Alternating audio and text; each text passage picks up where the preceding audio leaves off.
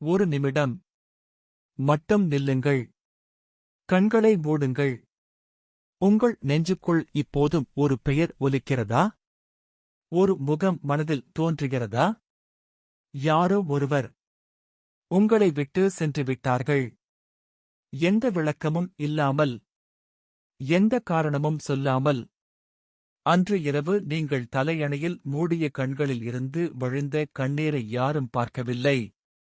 நான் என்ன தவறு செய்தேன் என்ற கேள்வி இன்னும் உங்கள் தூக்கத்தை திருடுகிறதா? அப்படியென்றால் இந்த வீடியோ உங்களுக்காகவே வந்திருக்கிறது. வணக்கம் நண்பர்களே, இது உங்கள் புத்தா சஸ்திரா. இன்று நான் பேசப்போவது வெறும் காதல் கதை அல்ல. இது உங்கள் வாழ்க்கையின் மிக முக்கியமான உண்மையைப் பற்றிய பயணம். ஒரு பிரிவின் பின்னால் பிரபஞ்சம் மறைத்து வைத்திருக்கும் மிகப்பெரிய ரகசியம். இறுதிவரை கேளுங்கள். ஏனென்றால் இந்த வீடியோவின் கடைசி வார்த்தை கேட்கும்போது உங்கள் வாழ்க்கை பார்க்கும் கோணமே மாறிவிடும். சென்னையின் ஒரு சாதாரண தெருவில் வாழ்ந்தாள் கவினிலா. 25 வயது. கண்களில் கனவுகள், உள்ளத்தில் அன்பு. அவள் அன்பை தாரையாக வார்க்கும் பெண். பூவை பார்த்தால் புன்னகைப்பாள். மழையை பார்த்தால் ஆனந்தப்படுவாள். ஒரு குழந்தை சிரித்தால் அவளுக்கும் சிரிப்பு வரும். அப்படிப்பட்ட அவளின் வாழ்க்கையில் ஒரு நாள் வந்தான் ஆகாஷ். அவன் சாதாரண மனிதன் அல்ல என்று அவளுக்கு முதல் நாளிலிருந்தே தெரிந்தது. பேசும்போது அவன் வார்த்தைகளில் ஒரு மயக்கம் இருந்தது. சிரிக்கும்போது அவன் கண்களில் ஒரு ஒளி இருந்தது. அவள் அவனை நேசிக்கத் தொடங்கினாள். மெல்ல மெல்ல, பிறகு ஆழமாக, பிறகு முழுமையாக. அவளின் ஒவ்வொரு காலையும் அவனின் குரலோடு தொடங்கியது. ஒவ்வொரு இரவும் அவனின் நினைவோடு முடிந்தது.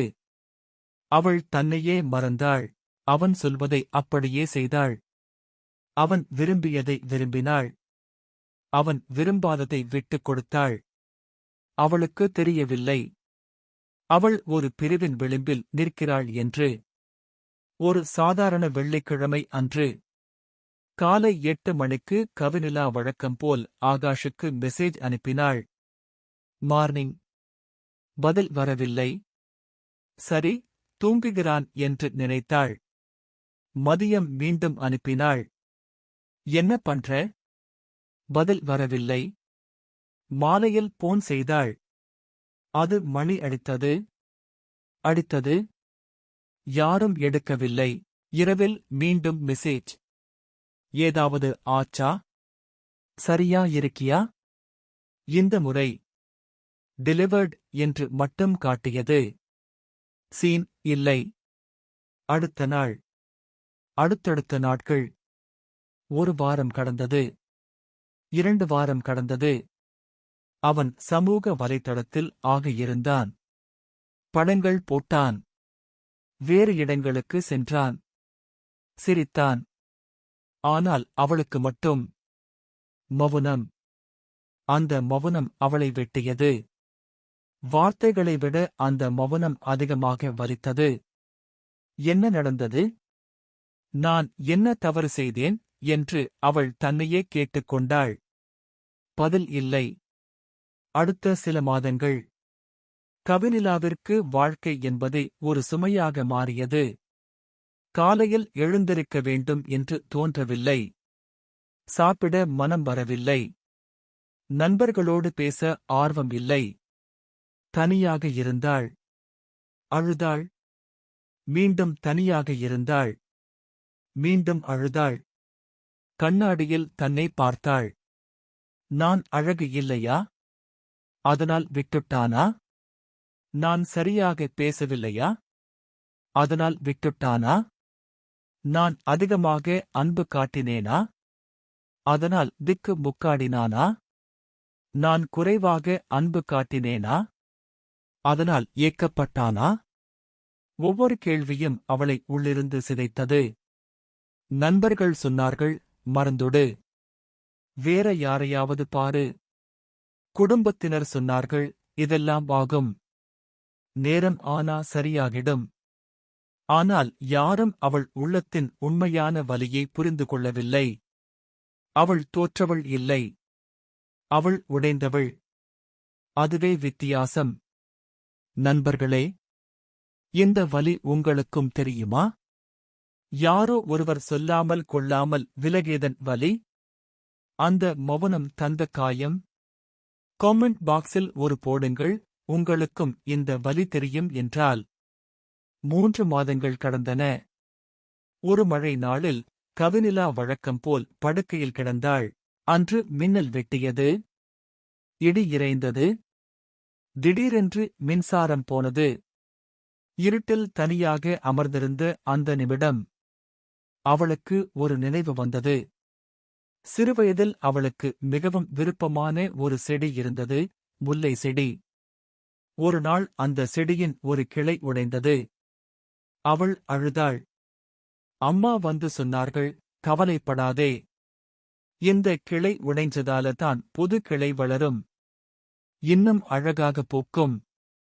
அன்று புரியவில்லை. இன்று அந்த இருட்டில் புரிந்தது. ஆகாஷ் விலகியது தண்டனை இல்லை. அது ஒரு கிளை உடைந்தது. புது கிளை வளர இடம் கொடுக்க. நண்பர்களே, இப்போது நான் உங்களிடம் ஒரு முக்கியமான உண்மையை பகிர்ந்து கொள்ள விரும்புகிறேன். இந்த உண்மையை புரிந்து கொண்டால் உங்கள் வாழ்க்கை என்றென்றும் மாறும். உண்மை என்னவென்றால், பிரபஞ்சம் எந்தவொரு மனிதனையும் தண்டிக்கவில்லை.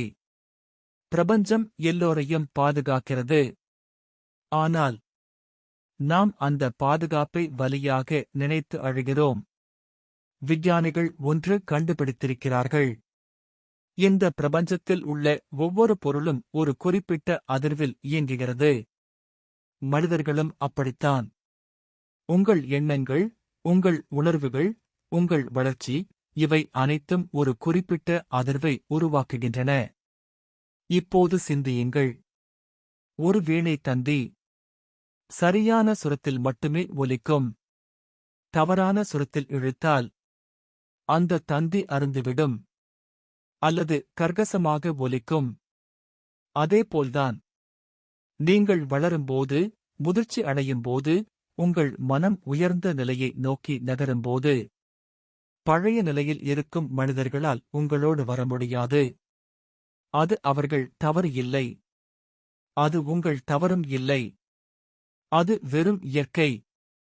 நீர் மேலே பாய்கிறது. எண்ணெய் கீழே இறங்குகிறது. இரண்டும் ஒரே கோப்பையில் சேராது. அது யாரின் தவறும் இல்லை. அது இயற்கையின் விதி. கவினிலா வளர்ந்து கொண்டிருந்தாள்.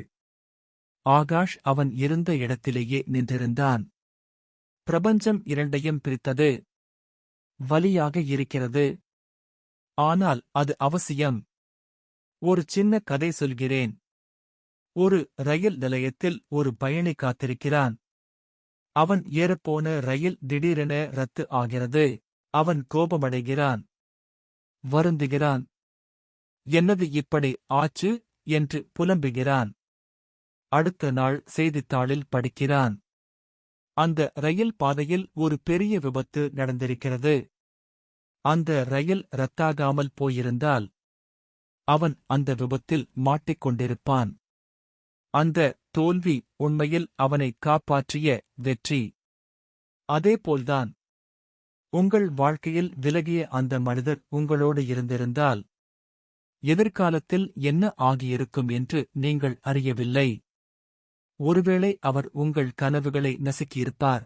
ஒருவேளை அவர் உங்கள் தன்னம்பிக்கையை அழைத்திருப்பார். ஒருவேளை அவர் உங்கள் வாழ்க்கையில் இருந்த ஒரு அழகான திருப்பத்தை தடுத்திருப்பார். பிரபஞ்சம் அதை முன்கூட்டியே பார்த்தது. அதனால்தான் அவரை விலக்கியது. நீங்கள் தண்டிக்கப்படவில்லை. நீங்கள் பாதுகாக்கப்பட்டீர்கள். இங்கே ஒரு உதாரணம் சொல்கிறேன். மனதில் பதியட்டும். ஒருவர் ஒரு பித்தளை மோதிரத்தை மிகவும் நேசிக்கிறார். ஆனால் பிரபஞ்சம் அவருக்கு ஒரு வைர மோதிரத்தை தரக் காத்திருக்கிறது.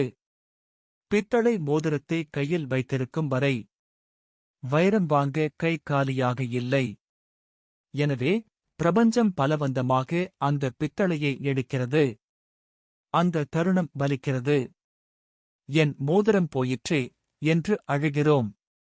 ஆனால் கொஞ்ச நேரத்தில் வைரம் கையில் வருகிறது. அப்போது புரிகிறது.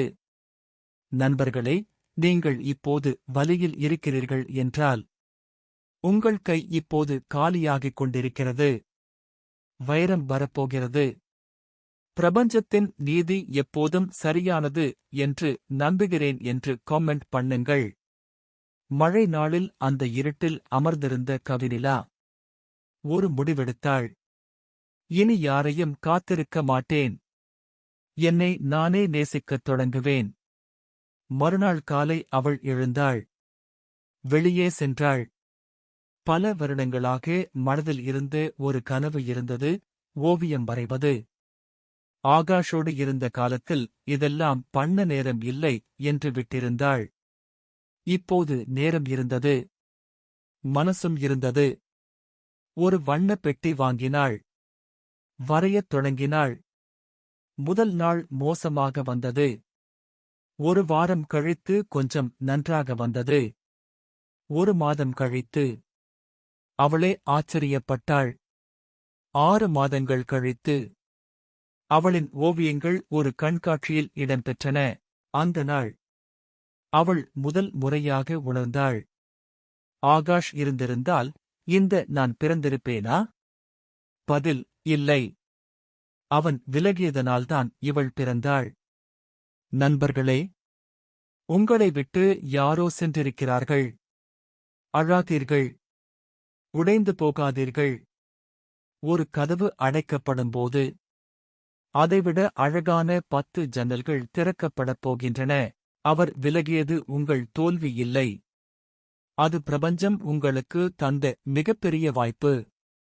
இப்போது உங்கள் கைகள் காலியாக இருக்கின்றன.